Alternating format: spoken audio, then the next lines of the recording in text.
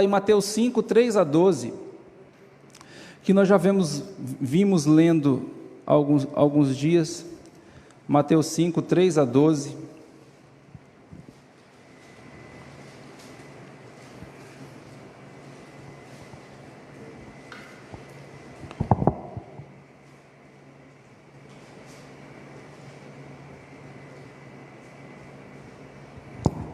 Bem-aventurados os pobres de espírito, ou humildes de espírito, porque deles é o reino dos céus. Bem-aventurados os que choram, porque eles serão consolados. Bem-aventurados os mansos, porque eles herdarão a terra. Bem-aventurados os que têm fome e sede de justiça, porque eles serão fartos. Bem-aventurados os misericordiosos, porque eles alcançarão misericórdia. Bem-aventurados os limpos de coração, porque eles verão a Deus. Bem-aventurados os pacificadores, porque eles serão chamados filhos de Deus. Bem-aventurados os que sofrem perseguição por causa da justiça, porque deles é o reino dos céus. Bem-aventurados sois vós quando vos injuriarem e perseguirem, e mentindo disserem todo mal contra vós por minha causa. Exultai e alegrai-vos, porque é grande o vosso galardão nos céus, porque assim perseguiram os profetas que foram antes de vós. Vamos orar. Senhor Deus, muito obrigado por estar na tua casa, pelas bênçãos derramadas, porque a tua palavra ainda toca nosso coração de forma, Senhor Deus, a parecer que é a primeira vez que nós ouvimos, e nos obrigando a mudar, a transformar nosso modo de agir. E aí nós entendemos, Senhor Deus, que tudo isso é fruto do Teu Espírito Santo e da ação milagrosa do Teu poder. Te pedimos, Senhor Deus, por todos aqui, que estejamos todos atentos, sejamos praticantes da Tua palavra e não somente ouvintes. E que hoje, nessa manhã, Senhor Deus, essa palavra possa prosperar, Senhor Deus, o Espírito Santo tenha liberdade para agir. Tenha misericórdia de mim, me ajudando, Senhor Deus, a ser cada dia melhor, mais santificado, mais separado, Senhor Deus, para ter condições de falar e de pregar a Tua palavra. Obrigado por tudo, em nome do Teu Filho Jesus. Amém. Muito bem, meus irmãos, eu estou sempre voltando e eu peço perdão nesse sentido, mas é uma máxima, que de tanto falar, de tanto repetir, uma hora nós gravamos em nossa mente de uma forma que não sai mais. Então, o nosso desejo é que isso seja uma verdade, e que a palavra de Deus seja tão firmada em nossas mentes, que nós possamos viver como regra aquilo que o Senhor Deus, Jesus Cristo espera de nós. Lembrando que essa leitura repetida da Bíblia que nós fazemos, dia após dia, lendo todos os dias, buscando todos os dias, isso tudo é uma forma também e certa de que isso fique em nossa mente, porque não sei se vocês lembram, os antigos faziam isso lá na época dos judeus, andando em casa, fora, em todo lugar, eles incutiam na mente dos filhos a palavra, lembrando que todos eles, determinadas crianças, já com uma idade de 12 anos, já sabia praticamente ali, pelo menos o Pentateuco, eles sabiam todo decorado. Com 5 anos, né? 5 anos eu sabia o Pentateuco todo decorado. Então, eu não sei, mas se pegar e virar ele, segurar ele assim, se fica melhor a transmissão. Segurando aí, não sei se vai dar um trabalhinho. Não, tá complicado aqui para quem está assistindo para quem está assistindo no celular até que dá, mas fica virando assim. Estou meio incomodado com isso, mas Então tu põe para aqui também para o meio, mas porque está me atrapalhando aqui, viu? Então é importante essa repetição. Então nós começamos falando no Sermão do Monte, dizendo que isso aqui é a formação do caráter cristão. Sempre que nós falamos sobre caráter, nós falamos daquela atitude interna que nos governa, aquilo que nós somos de verdade, não aquilo que nós mostramos para os outros. Eu sempre tenho dito que a reputação é algo construído. Alguém que me conhece só uma vez ou 2 vezes, ou me conhece lá no trabalho, não sabe como eu sou dentro da minha casa, como eu sou com a Valesca, como eu sou com a Ana e com a Elizabeth, nem como eu sou com a Renata, nem como eu sou com a Glorinalva e Zé Maria. Ali cai essa máscara, né? Em casa nós tiramos a máscara, né? Quando chega em casa, alguém fica de máscara em casa aqui? Em casa a gente tira a máscara. Quando a gente tira a máscara, a gente mostra nosso verdadeiro caráter, aquilo que a gente realmente é. E aqui no Sermão do Monte, nesses primeiros versículos, até o versículo 11, o Senhor Jesus, Ele vai dizer o que deve ser o cristão, o que deve realmente habitar no cristão, o que ele realmente deve apresentar de dentro, ser dentro para apresentar para fora, verdadeiramente. São características que diferem muito do mundo, são exigências que nos colocam num patamar bem diferente do mundo, porque no mundo tudo isso aqui é o contrário. Então, por isso que a Bíblia fala, Paulo fala que as coisas de Deus são loucura para o mundo e vice-versa. Então, ser humilde, esvaziar-se de si mesmo é a primeira característica exigida. E aí nós falamos bastante que nossa meta é ser como Cristo, que esvaziou-se de si mesmo, e mesmo sendo em forma de Deus, não teve por usurpação ser igual a Deus. Há grandes demonstrações desse esvaziamento de Cristo ele deu na tentação, por exemplo, quando Satanás fala, salta daqui, que teus anjos darão ordem, e eles vão te apoiar, vão te pegar e tudo mais, e ele fala, não tentarás o Senhor vosso Deus. Aqui eu não estou na condição de Deus, estou na condição de homem. E ali resistiu àquela tentação de mostrar o quê? Sua deidade, de se empoderar como Deus, e mostrar e realmente provar ali para aquele ser que ele era Deus. Também na cruz, quando jogavam nele ali pedras e cuspiam e falavam palavras terríveis, um determinado cantor que eu gosto muito, o pastor Estênio Márcios, compôs um hino que diz que os anjos estavam ali ajoelhados na beira da cruz. Quando Cristo começou a ser crucificado, chegaram os anjos, e os anjos ali se ajoelharam na cruz, aos pés da cruz, aquela legião imensa de anjos, capitaneados certamente por Miguel, e todos eles com a espada desembainhada, e sem poder fazer nada, com aquela espada na mão, e Cristo certamente olhando para eles e dizendo, calma, não é para fazer isso. Mas também junto com esses anjos que chegaram com as espadas desembainhadas, os anjos celestiais, chegaram os anjos do mal, os demônios, os anjos caídos, e ali eles começaram a espezinhar, e eles começaram a fazer aquele sarcasmo. Esse hino é um hino que eu fiquei assim, arrepiado de escutar, porque certamente isso aconteceu ali, e ali todas as forças celestiais, amarradas, sem nada a poder fazer, e Cristo, na sua humildade, esvaziando-se de si mesmo, ele falou, Pai, perdoa-lhes porque eles não sabem o que fazem. Então é o suprassumo da humildade, do esvaziamento de si mesmo. E quem de nós homens podemos ser maior ou melhor? Não podemos, mas queremos, e muitas vezes agimos assim. Por quê? Porque não estamos meditando, não estamos atentos no que diz a palavra de Deus, esvaziarmos-nos de nós mesmos. Alguns de nós, ou todos nós, né, na verdade, em algum momento, pecamos porque deixamos nos levar por essa falta de esvaziamento. Nos enchemos de nós mesmos em algumas vezes em nossas vidas, esquecemos tudo aquilo que Cristo fez e o seu exemplo, e agimos na carne natural, e por isso nosso Deus é misericordioso e nos perdoa. Então, o primeiro caráter que nós devemos moldar, a primeira peça desse caráter é a humildade, esse esvaziamento de nós mesmos. Depois o Senhor Jesus Cristo continua dizendo que bem-aventurados os que choram, porque serão consolados, e falamos também isso, aqueles que choram porque sentem essa separação. Cristo, nós sabemos que a maior dor dele não foi a excruciante dor física, e a dor física é bem explicada tecnicamente pelos médicos hoje, dizendo que o fato de ficar naquela posição, assim, que é mais confortável, porque não precisa forçar os braços, atrapalha a respiração, então a pessoa toda hora tem que usar o machucado para levantar e respirar. Depois ele de novo desce e sente aquela dor terrível, porque aperta, ele não consegue respirar, então ele fica naquele sofrimento. É uma morte terrível. A cruz era um martírio, uma tortura sem igual. Mas não foi essa a dor maior, foi quando Cristo sentiu a separação de Deus, quando ele sentiu, e ele clama, Pai, Pai, por que me desamparaste? Aqueles que choram aqui, esse choro é esse choro dessa separação física mesmo, de não estarmos junto com o nosso Pai Celestial, de onde viemos e para onde queremos voltar. A partir do momento que nós fizemos as pazes com Deus, nós queremos estar próximo dele, e o mundo nos afasta, a carne nos afasta dessa presença espiritual muitas vezes, e aí nós choramos e voltamos de novo ali clamando ao Senhor Deus para que nos nos perdoe, tenha misericórdia de nós e nós ficamos de novo próximos dele, e esse sofrimento faz a gente chorar.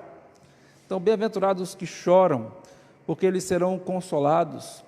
Esse choro da distância da comunhão com Deus, dessa comunhão presencial. Quantos aqui já estiveram longe de Cristo, passaram um tempo no mundo, sabem o quanto é duro, o quanto é ruim, o quanto é vazio o mundo lá fora, mas quando a gente regressa, a gente sente de novo essa presença, e nós nos alegramos. Mas ainda, quando nós sofremos aqui, quando nós vemos pessoas que nós amamos sofrerem, nós entendemos que o lar celestial é um lugar de paz, e aí por isso nós choramos e almejamos ele. Depois nós falamos sobre bem-aventurados os mansos, porque eles herdarão a terra. E é interessante, porque aqui na mansidão nós paramos um pouquinho para dizer que nenhum que não aprendeu a ser manso vai herdar a terra. Isso é uma coisa muito séria, e nós aí falamos dos exemplos, dos grandes exemplos, né? Pedro é um exemplo muito eficaz disso, era um sujeito que tinha pouca mansidão, mas nós vemos nas suas epístolas, ao final da sua vida, ele ensinando de maneira tão bonita sobre essas características, onde ele ali aprendeu, desenvolveu, não porque ele quer, não porque a gente quer, eu nasci assim, eu sou desse jeito mesmo, nada vai me mudar. Então você está dizendo, aí primeiro a gente volta lá atrás, né? E o esvaziamento de nós mesmos? E como é que eu estou chorando a distância da comunhão com Cristo, se eu continuo sendo como eu sempre fui? Se eu nunca me forcei a mudar pelo Espírito, não é por nós não, meu irmão, entenda bem, nós todos aqui, por nós mesmos a gente não vai conseguir. Então, por vontade própria, temos que nos tornar mansos e gentis. Aí nós lembramos lá de Mateus 11:29, tomai sobre vós o meu jugo, aprendei de mim que sou manso e humilde de coração, e encontrareis descanso para as vossas almas. Nós dissemos, baseado no que Cristo diz, no que Cristo nos ensina, que a vida de mansidão é a vida de paz. Uma vida de mansidão é uma vida de paz. Porque o manso, ele não causa problemas para si mesmo, além daqueles que a gente já tem que ter na vida normal. Aquele que é briguento, aquele que gosta de confusão, ele vai ter. Aquele que gosta de mansidão e paz, ele também viverá assim. Aqui nós explicamos, uma pessoa gentil, uma pessoa moderada, não significa que seja omissa nas causas que são necessárias que ele haja de maneira, com aquela autoridade, mas a autoridade sem, é diferente. Eu falo assim, eu não vou levar desaforo para casa, ou não levo desaforo para casa. É diferente do que aquele que fala assim, opa, calma, isso não é uma atitude cristã, isso não é uma atitude. Então, você fala usando a palavra de Deus, diz assim, assim, assim, assim. Eu me lembro que muitas vezes a gente lá em casa brigava com as nossas filhas, você não sei o que, aquela coisa que os pais fazem sempre. E nós lemos num livro que é muito bom, o nome do livro é Não Me Faça Contar Até 3. Um livro que a gente ganhou, ele estava sendo doado no Kindle, que a gente gosta de ler, na Amazon. Não me faça contar até 3. Aí a senhora que escreveu aquele livro, falou, em vez de você gritar com seu filho, falar um monte de coisa, fale versículos da palavra com ele. Essa conduta que você, Renato que gosta, né? Essa conduta, essa forma que você está agindo, não é o jeito que Cristo agiu, não é o jeito que, olha aqui o que diz a palavra, fala o versículo. A criança, então, ela começa a ser admoestada, ensinada nos momentos em que ela erra da palavra de Deus. A gente age com autoridade, mas sem perder a mansidão. Às vezes a gente fala alto, a gente fala com força, mas usando a palavra, a gente se segura para não agir na carne e não tratar os nossos filhos de uma maneira que eles não devem ser tratados, para aprenderem conosco de Cristo.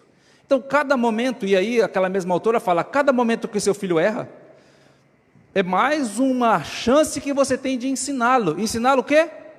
Jesus Cristo. Então, a mansidão não significa negligência. A mansidão e negligência, nesse caso, omissão, não significa omissão. Eu vou ficar quieto aqui porque eu sou muito manso. Não é isso não. Já vi pessoas mansas agirem de maneira bem firme, bem forte, para defender o Evangelho de Cristo, para defender o que é certo, sem nunca perder a estribeira, sem nunca perder aquele limite, obrigado Pai, o limite entre a brutalidade e o que é certo. Então, Os mansos herdarão a terra e se deleitarão em abundância de paz. Está lá em Salmos 37:11. Meditamos nisso. Também falamos sobre o contrário da mansidão, que é a ira. E aí nós ficamos a semana inteira falando sobre isso. Eu não vou ficar mais, os irmãos podem rever, agora podem rever, né? Olha, pegar o vídeo lá, olhar de novo, que coisa boa. E rever tudo que falamos sobre a ira. Mas a ira, não dai lugar à ira. A palavra de Deus vem e nos ensina. Não dai lugar à ira. Por quê? Porque a ira, ela pode se transformar em ódio. A ira pode nos fazer agir em desacordo com a palavra de Deus. Irai-vos e não pequeis, não se deixai pôr o sol sobre vossa ira. Foram os versículos que nós meditamos. Irai-vos, a gente vai ficar irado, a gente vai ser levado a... Teve uma situação de uma determinada pessoa que se irou muito vendo uma situação e saiu abruptamente para resolver aquela situação. Mas naquele meio do caminho ele precisava passar em outra reunião, em outra situação. Ele passou naquela situação e ali conversou, se acalmou.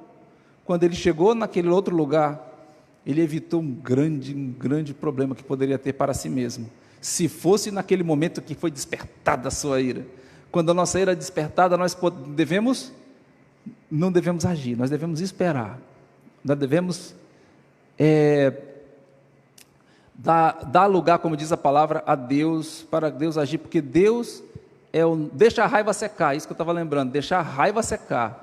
Aí eu sempre conto a história daquela menininha, né, da Júlia e da Ana. A Júlia e da Ana são a minha filha e a minha sobrinha ali do coração. Mas não é elas, são duas. A Júlia ganhou um brinquedo que ela almejava muito e a Ana era a sua melhor amiga. Chamou a Ana para mostrar o brinquedo. Olha aqui, esse aqui que tanto eu queria e tanto eu queria. E aí ela tinha que sair, falou: eu vou sair, vou guardar. Não, deixa eu brincar um pouquinho com ele, a Ana pediu. Deixa eu brincar um pouquinho com ele. E a Ana pegou aquele brinquedo, foi brincar e a Júlia saiu. Quando a Júlia chegou, encontrou o brinquedo quebrado no meio do pátio. E aí ela entrou, pegou aquele brinquedo quebrado, entrou para dentro de casa e falou para a mãe dela: mãe, eu vou lá agora, e eu vou falar tanta coisa para a Júlia, eu vou bater nela, e eu vou dizer para ela tantas coisas, ela não vai ser mais minha amiga, eu odeio ela, como é que ela pode ter feito uma coisa dessa comigo?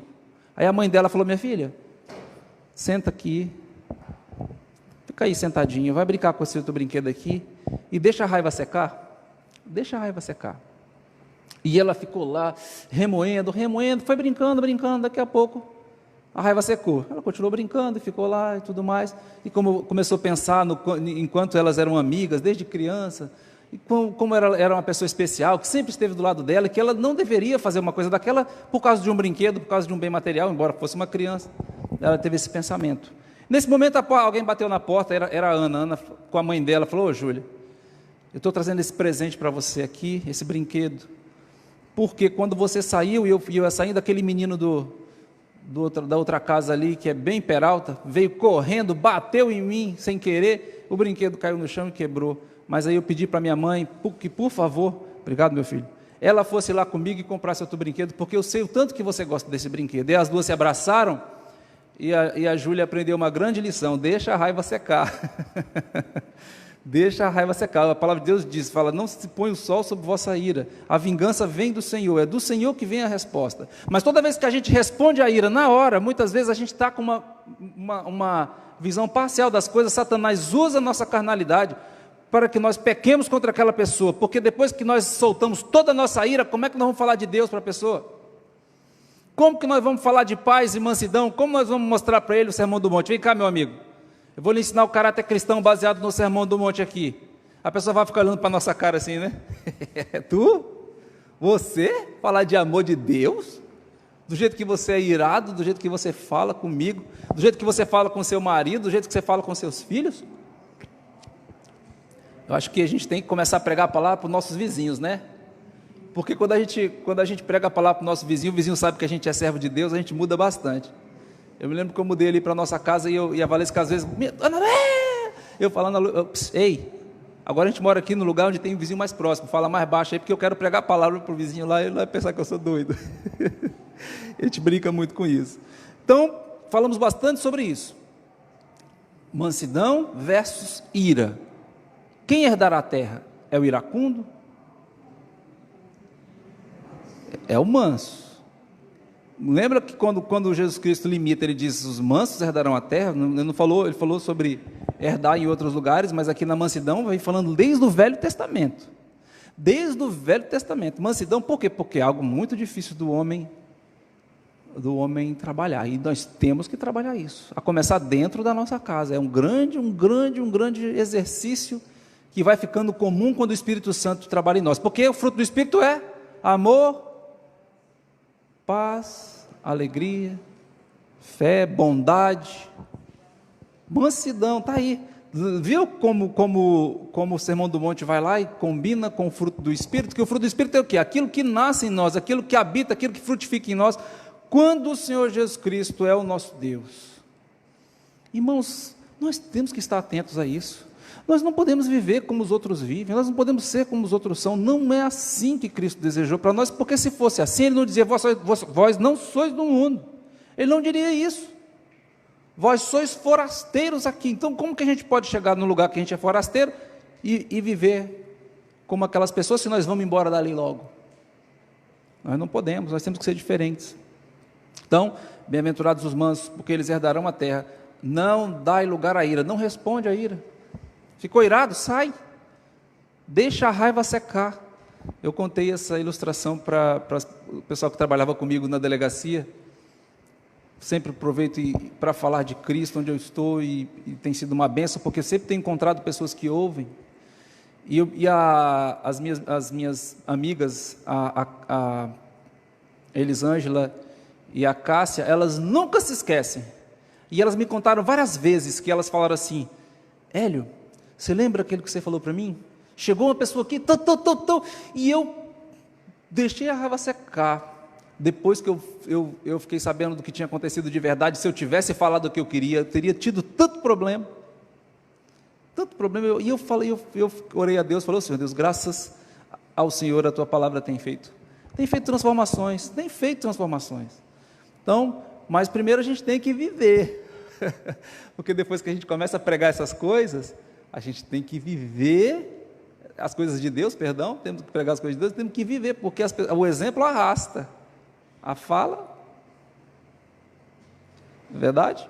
Então é isso, meus irmãos, por favor, lembrem-se bem, humildade, esvaziar-se de si mesmo, para que possamos chorar o vazio de não estar com Cristo, e possamos ser preenchidos pelo Espírito Santo, e para ter uma vida mais tranquila. Depois nós falamos sobre os mansos, porque os mansos herdarão a terra e viverão em paz, ainda nessa terra, porque nós já fizemos as pazes com Deus, como nós lemos semana passada, e com a ajuda do meu pai, ele lembrou muito bem desse versículo.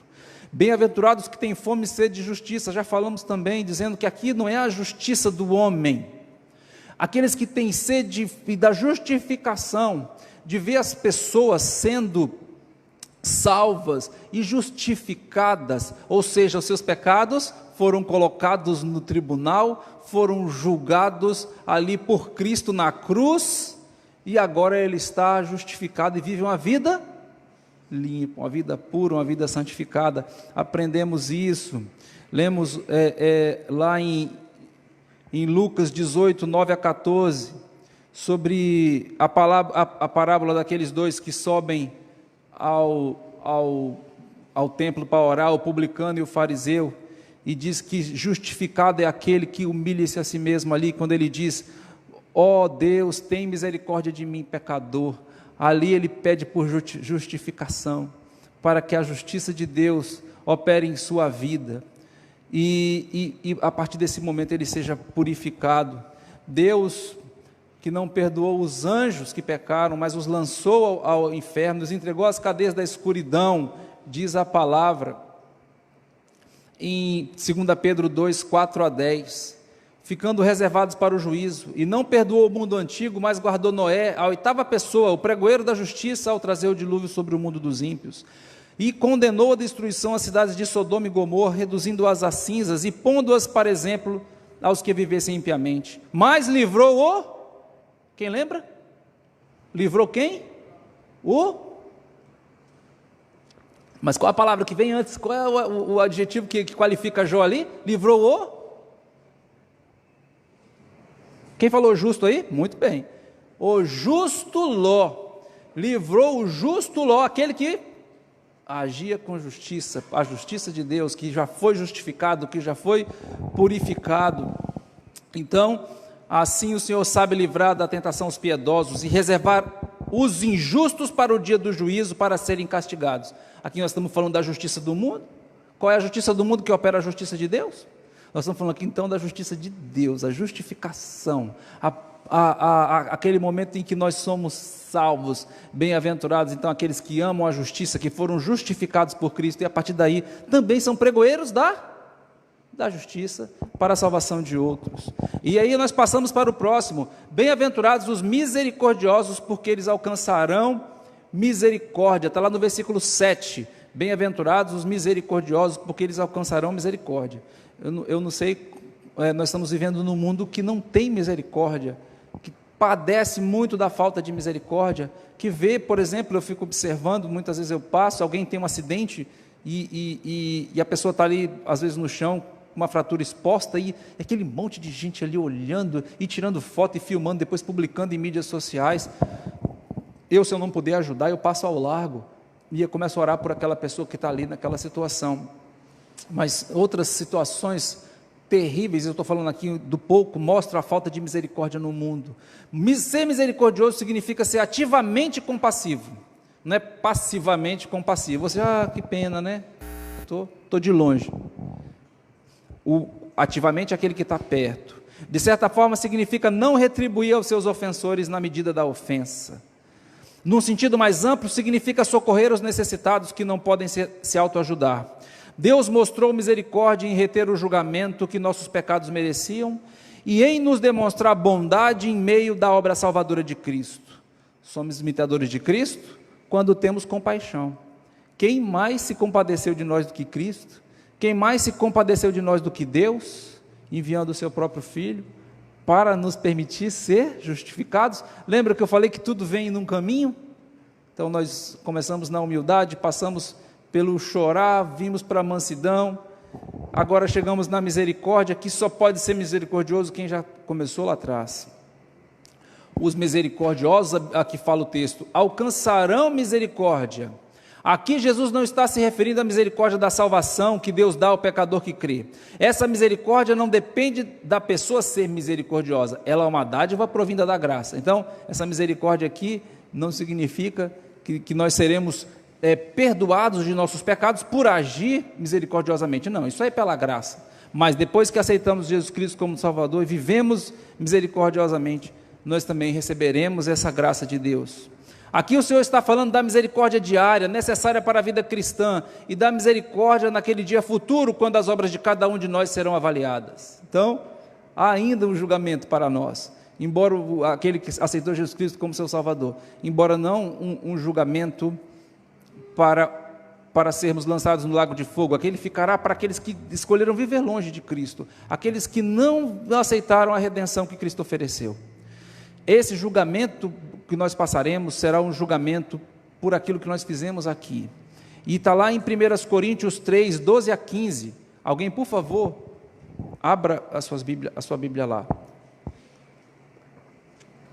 Alguém não, todos nós abramos nossas Bíblias lá em 1 Coríntios 3, 12 a 15.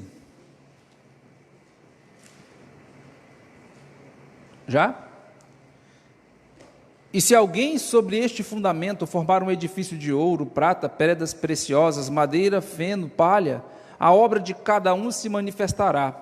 Na verdade, o dia a declarará, porque pelo fogo será descoberta, e o fogo provará qual seja a obra de cada um.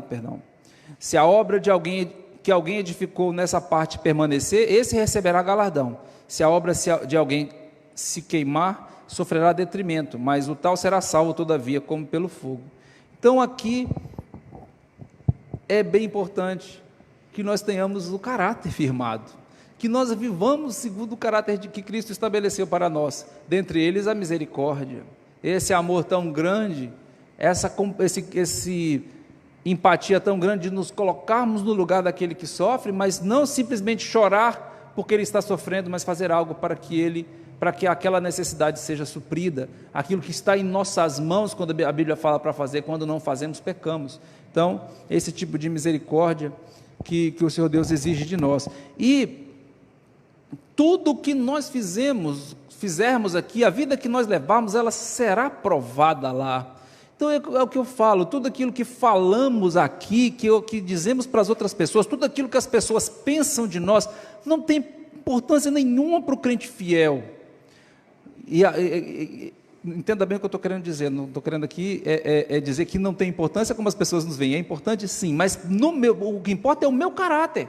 Se o meu caráter está condizente com a minha reputação, com aquilo que eu construí, aí sim, se eu prego contra o adultério e não adultero, aí é uma bênção, porque o meu caráter está condizente. Se eu prego contra a mentira, porque Cristo nos ensina que nós não devemos mentir, e não minto, tudo isso vai ser comparado lá quando chegarmos nos céus, tudo isso vai ser pesado, e aí a partir daí nós receberemos, e importa dizer que esse galardão não é algo que nós conseguimos compreender, né, Pai? Nós não conseguimos compreender, porque lá me parece, não, eu tenho grande convicção que coisas materiais não terão qualquer tipo de valor, não terá valor, mas será algo que nos haverá de deixar muito felizes e muito satisfeitos, mas também não para despertar qualquer tipo de sentimento de inveja ou de qualquer coisa nos outros, porque ela também não haverá isso. Mas aí nós certamente ficaremos muito tristes, porque por não poder compartilhar de certas bênçãos que Deus tem reservadas para nós aí, já nos céus, por conta da nossa vida aqui, que nós não trabalhamos o caráter cristão que Cristo já disciplinou. E é interessante dizer que tudo que o Senhor Jesus Cristo nos disciplinou no caráter cristão aqui é para nosso bem, é para que vivamos melhor dentro da nossa casa, né, Edneia? Um casamento tranquilo, um casamento feliz, em que as pessoas podem conversar, podem se entender, baseado no caráter cristão, podem se amar como Cristo disse, independentemente de qualquer aparência física, qualquer coisa que o mundo imponha. O amor que o mundo impõe é um amor muito diferente do nosso. Só vamos alcançar isso pela misericórdia de Deus, e por sermos também misericordiosos com o nosso esposo, misericordiosos com a nossa esposa, misericordiosos com os nossos filhos, com os nossos pais, com as pessoas que nos relacionamos, com os nossos amigos de trabalho. É ali que nós trabalhamos a misericórdia. Alguém chega para você, ele te trata mal, faz uma coisa terrível contra você, e você olha para aquela pessoa, ao invés de revidar, você, Senhor Deus, tenha misericórdia dessa pessoa, porque ela deve estar sofrendo muito para agir desse jeito comigo. Às vezes a Renata comentando comigo, desculpa usar você, Renata, ela falando de uma situação parecida, ela ficou assim tão surpreendida, que ela chegou e falou, olha, eu tenho misericórdia, eu fico sentindo, porque certamente essa pessoa está sofrendo muito para agir dessa forma comigo. E ela começou ali a rogar a Deus pela pessoa, em vez de retribuir. Ela não retribuiu, ela permaneceu ali. Sabe, eu achei tão bonito isso, desculpa mesmo citar seu exemplo, mas achei bonita aquela atitude da Renata no trabalho, que ela, né, e todos nós já passamos isso, situações assim, mas como nós agimos? Permaneceu a porta aberta para falarmos da misericórdia para a pessoa? É isso que nós temos que entender sempre, irmão, nas nossas relações. As nossas portas têm que permanecer abertas para ensinarmos sobre aquilo que nós sofremos. Se nós sofremos e agimos como Cristo agiu, a gente tem a porta aberta. Se nós agimos carnalmente, nós nunca mais vamos poder falar para aquela pessoa, ou até poderemos, mas vamos ter que caminhar um caminho grande de perdão, e muitas vezes pedindo perdão por uma coisa que nós nem estávamos errados naquele momento, mas passamos a estar errados quando agimos na carne. Oi, pai? Fala, mas não surte efeito. É aquela palavra vazia, porque como eu falei, a palavra convence, mas o exemplo arrasta. É exatamente. Então, misericórdia é isso. É saber que alguma pessoa que chega para você, que lhe distrata, que lhe fala coisas terríveis, ela precisa da misericórdia de Deus, como você também precisa, mas você entende isso. Então você está feliz com isso. Por isso você não vai retribuir daquela forma, você vai orar por aquela pessoa, para que Deus tenha misericórdia dela, e você também terá misericórdia daquela atitude, ao invés de retribuir. Estão entendendo isso tudo? Está entendendo mesmo? Está todo mundo entendendo? Compreendendo? Estou muito rápido aqui? Então vamos continuar. Bem-aventurados os limpos de coração, porque eles verão a Deus. Aí está lá em no versículo 8. Olha que interessante isso. Bem-aventurados os limpos de coração, porque eles verão a Deus. Vocês se lembram de quando Moisés chegou ali na sarça ardente?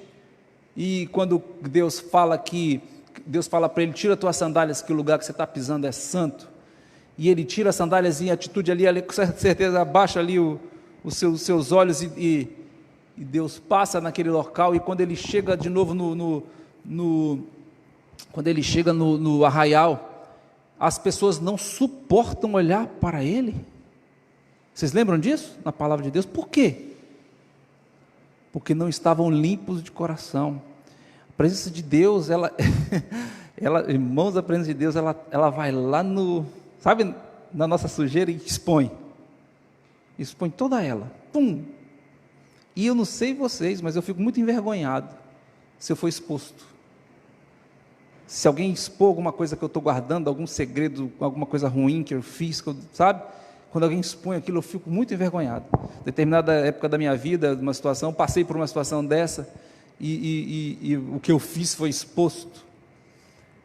E na frente da igreja. Eu não fiz, mas dei lugar. A aparência do mal, né? Eu dei lugar a alguma situação, e aquilo foi exposto na frente de muita gente, e eu fiquei muito envergonhado. E a minha reação bíblica fiquei muito envergonhado. Então, a gente faz coisas, a gente comete coisas, a gente pensa em coisas, a gente não quer que seja exposto, mas a presença de Deus expõe tudo isso. Por isso, só os limpos de coração verão a Deus. Aquele cujo ser moral está livre da contaminação do pecado. Essa pessoa limpa de coração, a sua lealdade não está dividida. Já viram pessoas de lealdade dividida? Aquele que cocheia em dois pensamentos, aquele que não é leal verdadeiramente. Ele é leal a você quando está perto de você, mas quando ele sai de perto de você, ele passa a ser leal ao seu inimigo. Embora que estou fazendo na política, isso é uma coisa bem triste de ver, né? As lealdades, elas são baseadas naquilo que se ganha. Poucos são leais verdadeiramente, e isso é muito difícil para quem quer fazer realmente uma boa política, quem quer realmente fazer algo pelo povo. Eu sempre repito aqui que o presidente Figueiredo ele saiu pela porta dos fundos do Palácio do Planalto, angustiado com toda a sujeira que ele viu, e era um homem com uma moral muito ilibada, um homem com uma reputação até hoje a gente considera muito. Foi aquele que permitiu a reabertura da democracia, e ele falou: nunca um só homem chegou e sentou comigo para querer o bem do povo. Todos que vieram a mim queriam alguma coisa para si mesmos. Então, a limpeza de coração é quando você não tem a lealdade dividida, quando nós vamos aos pés de Cristo, não só para querer o nosso carro, a nossa casa, mas para querer a salvação das pessoas, a redenção das almas e a purificação de nós mesmos. Então, aquele que é limpo de coração, ele não tem interesses ou lealdade divididos. Na possessão da natureza pura de Deus, eles possuem a visão límpida de Deus, que atingirá seu clímax na volta de Cristo. Aos limpos de coração é dada a certeza de que verão a Deus. Uma pessoa com coração limpo é aquela cujos motivos são puros, os pensamentos são santos e a consciência é limpa. A expressão verão a Deus pode ser entendida de vários modos que passaremos a destacar. Mas olha, motivos puros, pensamentos santos e consciência limpa. Isso tudo, irmãos, envolve o quê? Caráter. Caráter cristão, santificação, vida espiritual realmente firmada na palavra. Não é uma brincadeira, não é um simples vir à igreja no domingo ou na quarta. Eu vou na igreja porque se eu não for na igreja o pastor vai me ligar, perguntar por que eu não fui. Eu vou lá, né? E chega aqui na igreja, senta, passivamente recebe a palavra, mas ativamente não pratica.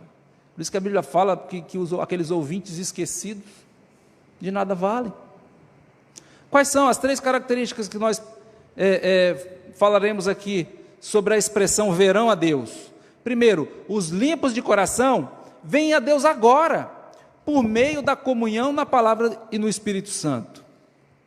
Esse texto eu peguei daquele comentário bíblico popular, que é eu recomendo a todos adquirirem, é um livro maravilhoso, que realmente desce a minúcia, sem ser muito prolixo, de uma linguagem que todo mundo entende a palavra, para descer um pouco mais assim, é muito bom. E ele diz aqui: os limpos de coração veem Deus agora, por meio da comunhão na palavra e no Espírito. Então nós já podemos ver Deus, nós podemos enxergar Deus nas nossas vidas. Eu tenho convicção que se eu pedisse para cada um vir aqui na frente e falar: você já viu Deus agindo? Eu falo: eu vejo Deus todos os dias, quando eu acordo de manhã e vejo o sol nascendo. A Ana Luísa e eu não me lembro, acho que foi a Nicole, a Júlia, eu não me lembro com quem ela estava, com outras amiguinhas dela. Um determinado dia, elas acordaram 5 horas da manhã, porque elas queriam ver o nascer do sol. E sentaram e viram o nascer do sol. Ela falou: pai, que espetáculo, que espetáculo, gente, é um show todos os dias, é um show, um espetáculo todos os dias. Que homem pode fazer uma apoteose dessas? Por mais que os shows dos homens hoje fazem coisas grandiosas e tudo mais, mas é artificial, e isso é natural, é bonito, sabe, o nascer de uma flor. Eu fico observando o pessoal que gosta de plantas, a Valesca ama, a Renata, a Glorinalva entraram nisso também, o Márcio agora começou a cuidou tão bem de uma planta da Renata lá, de uma planta que tinha, que a planta morreu.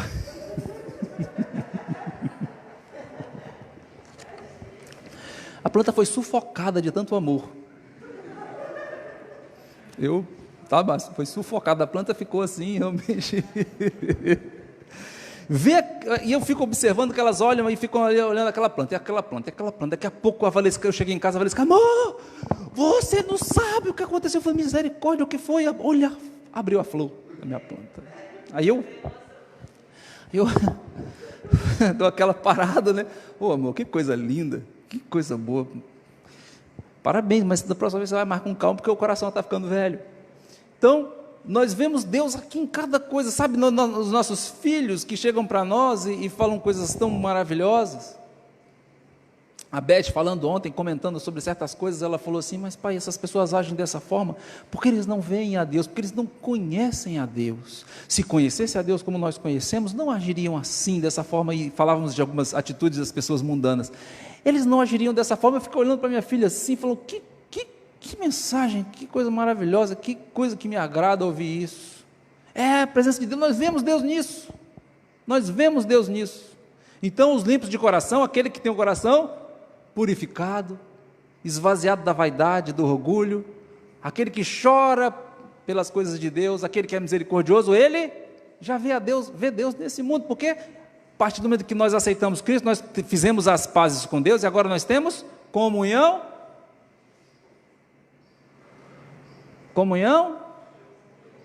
exatamente, o pessoal está muito, a pandemia deixou o pessoal fraco, né? Então nós temos comunhão com Deus. Segunda coisa, eles verão Deus na pessoa de Jesus Cristo quando Ele vier novamente. Irmãos, nós assistiremos a segunda vinda de Cristo, subindo. Aqueles que já morreram ressuscitarão primeiro, e nós encontraremos Ele já nos ares. Ai, misericórdia, como nós clamamos, né? Ora vem, Senhor Jesus, nos livra do corpo dessa morte, nos livra desse corpo que nos prende, que nos segura. Mas vocês se lembram que o corpo espiritual de Cristo não tinha limites, né? Estava lá, estava aqui, já pensou que coisa boa. Então, os limpos de coração verão Deus na pessoa de Jesus Cristo quando Ele vier novamente. O limpo é aquele purificado, santificado, separado. Sede santos como eu sou santo, disse Jesus por intermédio do seu apóstolo. Sede santo porque eu sou santo, separados, longe dessa tristeza. E terceira coisa, os limpos de coração verão a Deus na eternidade, onde passaremos. Nós cremos nisso, irmãos, nós temos essa convicção. Aí alguns filósofos, algumas pessoas vêm dizer que nós somos loucos para acreditar numa coisa dessa. Eu penso que é louco quem não crê nisso, que acha que nós surgimos de uma ebulição qualquer, de um acidente, que aqui pereceremos aqui, ficaremos aqui. Como é possível isso? Como é possível esse ciclo vital ser construído do nada e surtir? Tudo bem, há explicações científicas, mas pelas quais eu discordo e creio em Cristo Jesus. Ora, 1 Timóteo 1,5. 1 Timóteo 1,5, abram aí.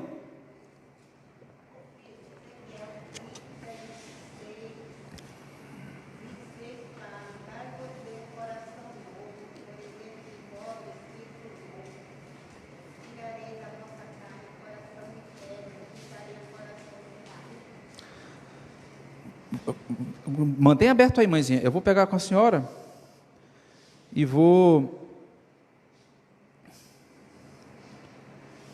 pegar com a senhora aqui e nós já vamos ler isso aí também.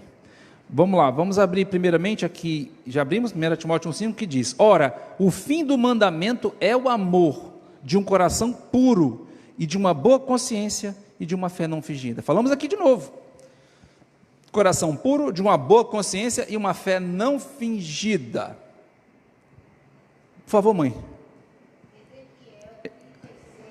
Ezequiel 36. Quanto? 36, qual versículo? Ezequiel 36, 26, é isso? Deixa eu abrir aqui.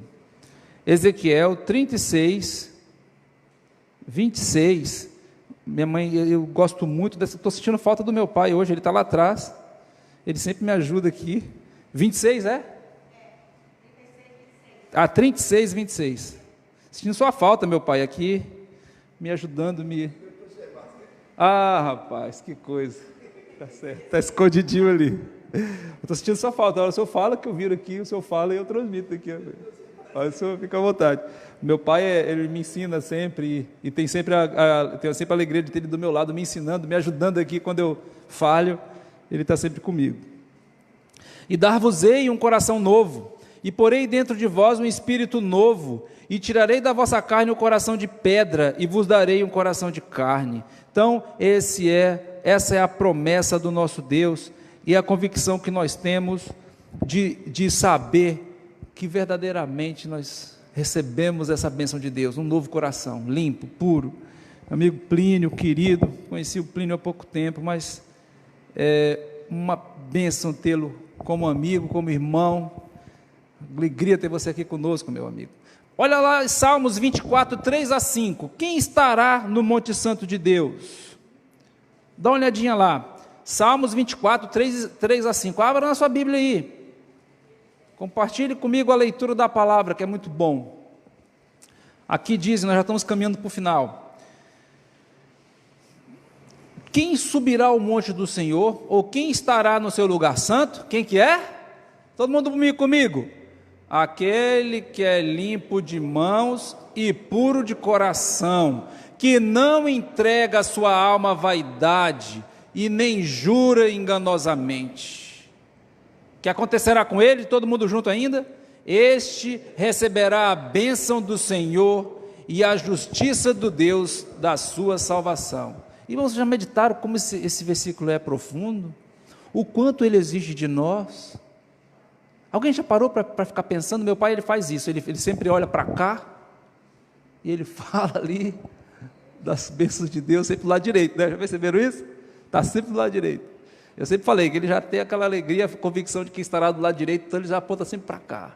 Então, olha que quem subirá ao monte do Senhor? Quem estará no seu lugar santo? Aquele que é limpo de mãos e puro de coração, que não entrega sua alma à vaidade, nem jura enganosamente. Este receberá a bênção do Senhor e a justiça do Deus da sua salvação.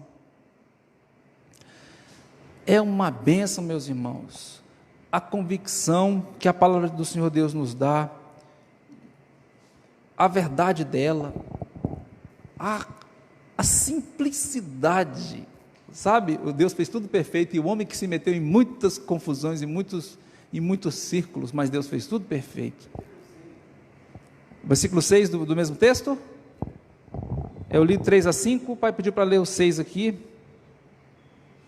Salmos 24, versículo 6, continuando o texto, eu parei aqui no versículo 5,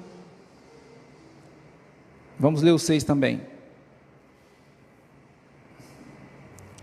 Esta é a geração daqueles que buscam a tua face, ó Deus de Jacó.